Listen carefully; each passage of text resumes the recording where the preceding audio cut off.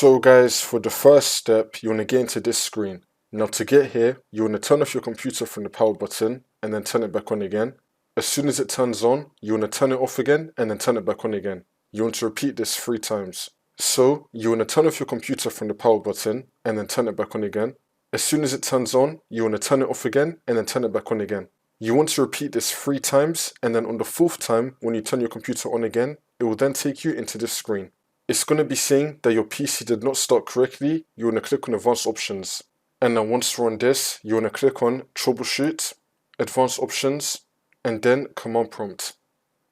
And now this will come up. And now once we're here, you want to type in bootrec space / fix mbr. Click on Enter. And now you want to type in bootsect space / nt60 space sys. And then click on Enter again.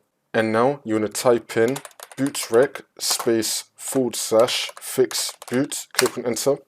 And now you want to type in bootrec space / rebuild bcd. Click on Enter again. Wait for this to load. And now for the last command, you want to type in sfc space / scan now, and then click on Enter. And you now want to run this scan as well. Wait for this to load. I'm going to skip the video to when the scan will be fully completed. And now once that's been done, we can now close out of this. And now you want to continue to Windows, and this should now fix your problem.